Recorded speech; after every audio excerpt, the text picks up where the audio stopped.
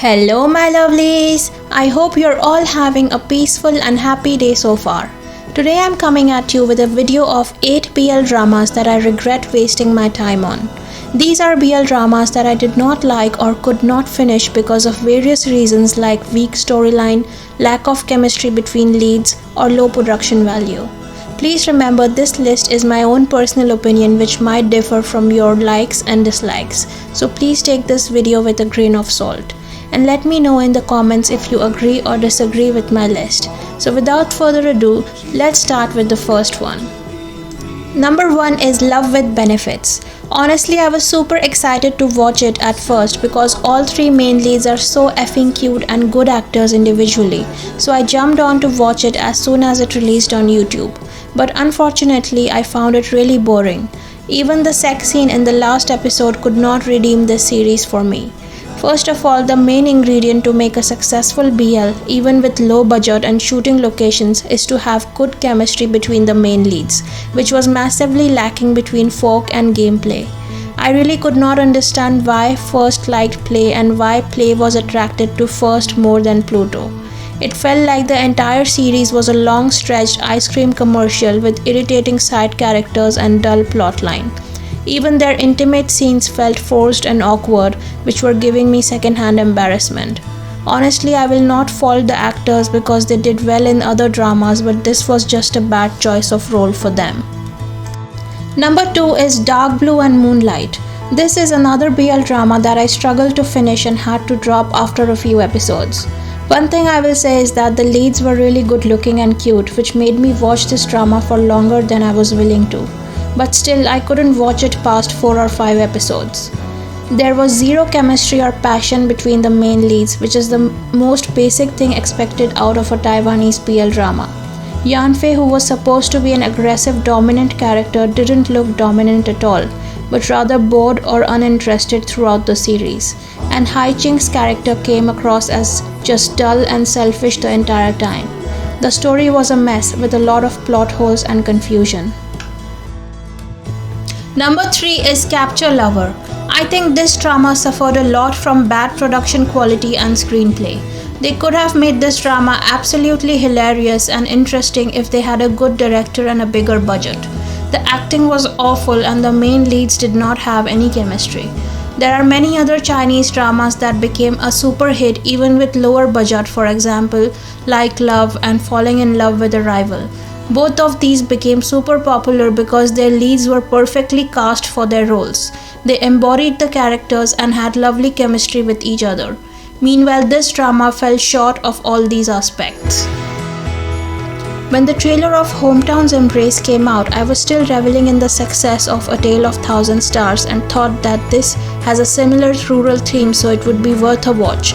But turns out it was not.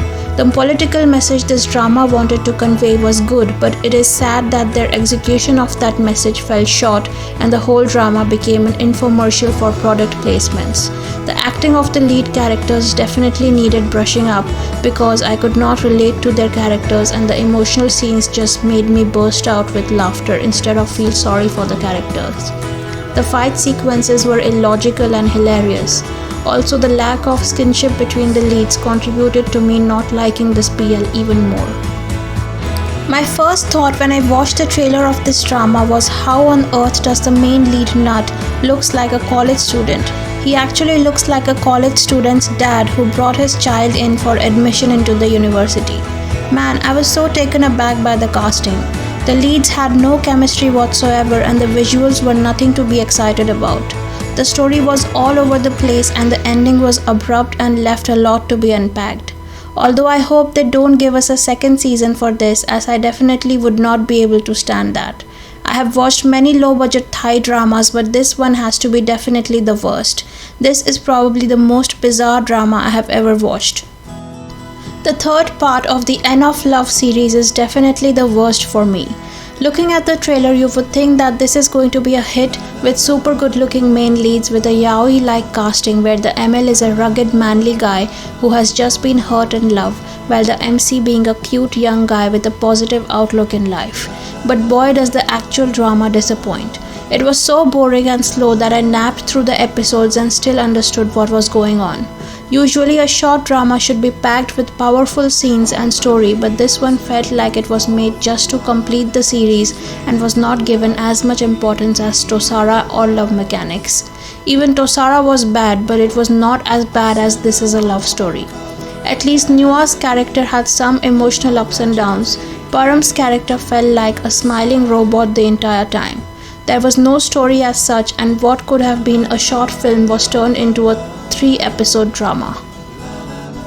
If I could punch the casting director and writers of this show, I would, because the injustice they did to Mean and Plan with such badly written characters should be punishable by law. Talk about casting a hit BL couple and completely transforming their ship and sinking it to the depths of hell. There are a lot of ways to make a character dark and complex, but turning Plan's character into a mean bully was not the way to go, especially while making a BL. I get the shock value the director was trying to give the viewers by turning Two's character into the opposite of Tin's character from Love by Chance, but instead Two's character turned out meek and one-dimensional. I wish they developed the story a bit more so we understood why Wish became so bitter and condescending towards Two. I have seen reminders and hated their storyline in that, so I can't imagine what possessed the producers to make a sequel of that. Just because the BL couple is famous doesn't mean the audience will eat it up even if it's garbage. I have seen and sometimes liked problematic BLs with grey characters if they are done well. But I haven't seen a more problematic, irritating and frustrating BL than Toonhan Chondlity. This BL really triggered me in ways I did not expect. The only couple that kept me watching this BL were I and Nai. That at least made me not drop this rubbish show. I'm angry at the producers for casting two good actors, Pod and Khaotang, in such a stupid show. Especially Pod. He gave such a good impression of his acting skills in Kiss Me Again and Dark Blue Kiss that I was excited to see him in Toonhan Chondlity. But his character was one of the most unlikable characters I have ever seen in a BL. Why did they make his character such a dumb, ignorant and dull-witted fool? I will never know. Toon and Chondlity's relationship made me uncomfortable throughout the series, and the whole show reeked of toxic masculinity and misogyny. So these were 8 BL dramas that I regret wasting my time on. If you liked this part, let me know in the comments and I will make a second part to this video. I welcome all opinions in the comment section below, and I'm sorry if any of you find my opinion offensive to your favorite shows. That's it from me today. See you in the next video. Bye.